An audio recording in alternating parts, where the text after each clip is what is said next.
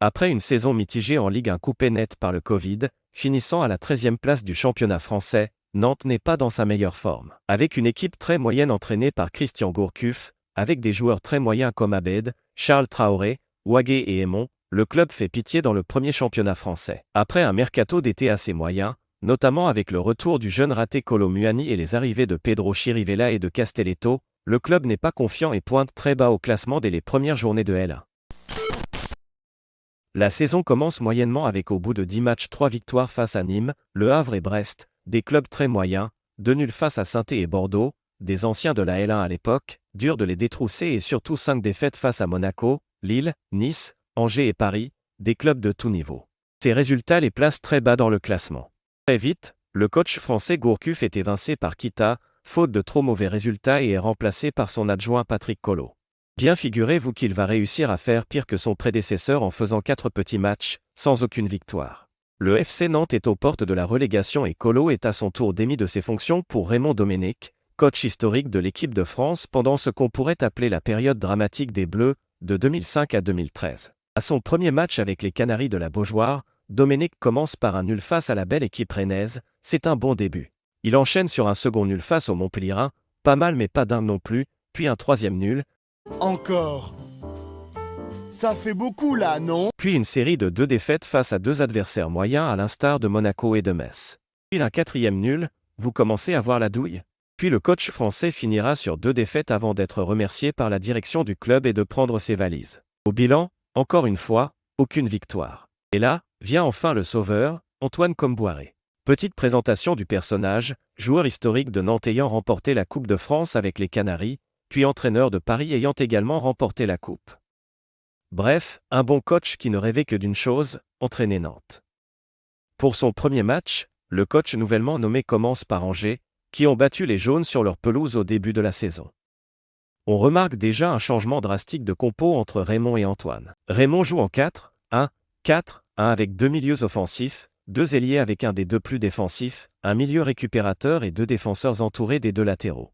Antoine préfère mettre 2 buteurs, les milieux offensifs passent sur les ailes pour donner du jeu sur les côtés et on passe à 2 milieux récupérateurs pour plus de sécurité défensive. Il modifie également la défense en changeant Fabio par Corchia, ancien ailier. Le match contre Angers est maîtrisé tout du long et les Nantais gagnent 2-0. Ça commence bien. Il va ensuite enchaîner sur un nul à Marseille et à Nîmes, une défaite à Reims et une victoire à Paris, un nul à Lorient. Bref, à la fin de la saison, après un effort remarquable, Nantes termine 18e, synonyme de barrage, et ils les joueront contre Toulouse. Ils gagnent le match aller 1-0 mais perdent 2-1 au retour mais grâce au but à l'extérieur, Nantes restera dans l'élite. Nantes a eu chaud.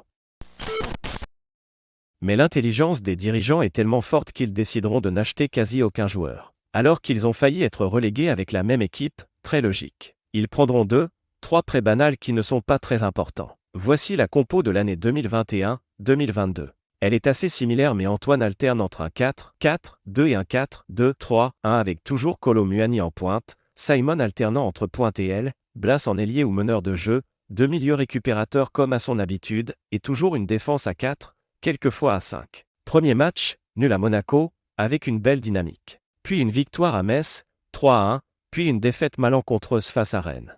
À la mi-saison, Kombouaré a gagné 7 matchs, a fait 4 nuls et 7 défaites, ce qui les place au milieu de tableau. En Coupe de France, Nantes gagne sur le fil au tir au but 6-5 après un match serré. Les Canaries poursuivent une bonne saison, et parallèlement ils poursuivent leur chemin en Coupe française en battant Vitré, un club des petites ligues françaises. Puis ils détroussent Brest 2-0, facilement et rapidement. La difficulté n'augmente pas avec Bastia battu 2-0. En demi-finale, les Nantais doivent affronter Monaco, qui les ont battus 2-0 au début du championnat. Le match reste sur un nul et ira au tir au but, et celui-ci se finira sur 4 tirs au but réussis à 2 pour Nantes. Les Nantais exultent et descendent comme des fous sur la pelouse. Ils s'élancent vers les joueurs pour les embrasser. Nantes ira au Stade de France pour la finale face aux Niçois. Comme attendu, la finale est serrée et à la 47e, un pénalty est sifflé pour Nantes. Et Ludovic Blas, pour l'histoire.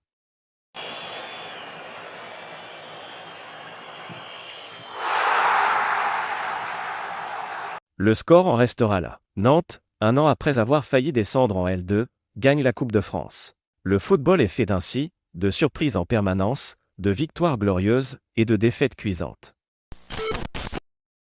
La saison suivante, Nantes joue l'Europe et fait un mercato assez bon, avec les arrivées de Mostafa Mohamed, Guessant, Ganago et Sissoko. Nantes, après une phase de groupe mouvementée, finissant sur une seconde place synonyme de barrage contre le troisième d'un groupe de Ligue des Champions. Le tirage désigne la Juventus, ce qui est difficile à jouer mais la Juve n'a jamais été aussi faible. Le match aller est plein d'espoir et se solde sur un nul. Le match retour, Di Maria éteint la Beaujoire en plantant un triplé.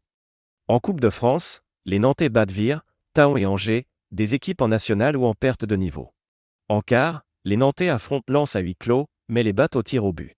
En demi, Nantes éteint Lyon avec un chef-d'œuvre de Blasigno. Ajout de dernière minute, Nantes a pris 5-1 face à Toulouse en finale, ce qui, pour moi, a jeté le club en Ligue 2. Effectivement, le club peine à se rassurer en L1 avec une relégation les guettant au loin, à 1 point. De nombreuses recrues de la mi-saison refusent de jouer dans le championnat français et font contre-performance sur contre-performance. Je cite évidemment Delors, Mollet et d'autres joueurs. Le bilan de la saison, on va devoir l'attendre. La saison n'est pas finie, et Nantes a une obligation, se maintenir absolument. Mais je ne vois pas le club se maintenir, certains joueurs n'ont plus le mental, d'autres disent qu'il n'y a même plus d'équipe. Est-ce que Nantes a vraiment effacé ses défauts ? Absolument pas, Nantes est retombé dans ses travers d'il y a 2 ans. Mais si la Ligue 2 peut faire rebondir plus haut le club, alors tentons le coup. Merci d'avoir suivi la vidéo. Nantes est un club bourré d'histoire, plus que Paris, et qui mérite plus de lumière. Ciao.